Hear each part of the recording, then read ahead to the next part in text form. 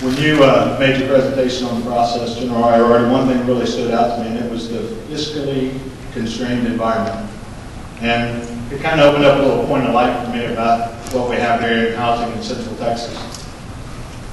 Coldwell Banker does an annual study of housing across 2,500 markets in the United States. The most recent was done in 2012. At that time, they ranked these communities based on affordability.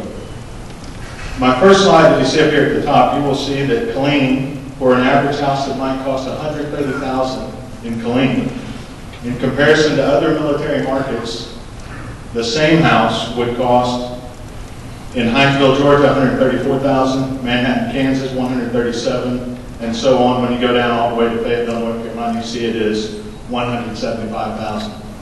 That is housing at 3 to 33% below what it costs in other military markets. Down at the bottom of that slide, you will see a cost of living comparison.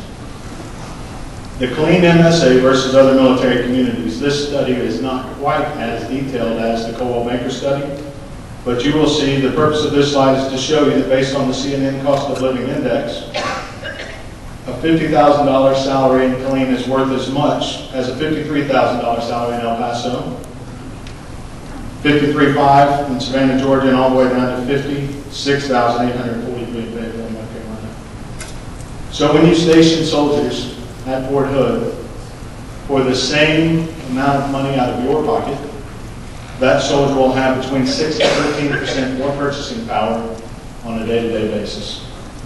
Next slide, please. So what kind of housing do we have? The slide that you see here talks about quality affordable housing, and the first thing I wanted to tell you is this slide is representative of housing within 25 miles of the flagpole at Fort Hood. These homes are listed in the Fort Hood Area Association of Realtors and the Temple Belton Board of Realtors. There are currently 2,696 homes available for sale within 25 miles of Fort Hood. This slide represents the homes in that 2,696 homes that are under, given today's lending criteria, that are under about $1,700 per month. $1,700 per month is about the BAH for an 04 or a major. 87% of the homes in our market that are for sale would be eligible for the BAH that is paid to a major in both of them. Of those same 2,696 homes, 69% of them are under $1,200 per month on a monthly payment, which would qualify them for E7s and below. We have affordable housing. If a soldier came here and did not want to buy, they could look at rentals, and the rentals are a little bit more difficult to track. There's not a multiple listing service for those, but based on just talking to some of the folks around town, there are over 2,200 available rental units right now that would fit for a BAH and major and below. If we had more than that, that's a total now of about 4,800 houses that would be available for sale or rent.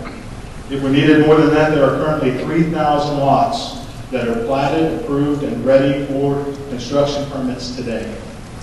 In addition to that, there are 10,000 residential lots that are on the drawing board and in some phase of planning to come online over the next 10 years. We have the ability to house soldiers, and we have the ability to house them at an affordable rate. The next slide will tell you about months of inventory. It doesn't really mean much to anyone who's not in real estate, but what months of inventory mean to us is that how is our market balanced or not? And if you go to other military installations and you look at their months of inventory, you're going to see some pretty wild swings. You're going to see some years where people make a whole lot of money, and you're going to see other years where the balance of the inventory has changed and people lose a whole lot of money. One thing that happens here at Fort Hood is you don't make a whole lot of money when you buy a house, but you don't lose a whole lot of money either. Over the last 2 years, our months of inventory has stayed within about 15 days. So in the times when you were here in other markets saying that things were really going bad, locally, things stayed pretty stable. So I want to close by reminding, in a fiscally constrained environment, for no more dollars out of pocket, we can house soldiers in abundance, we have availability, and we're ready for them today.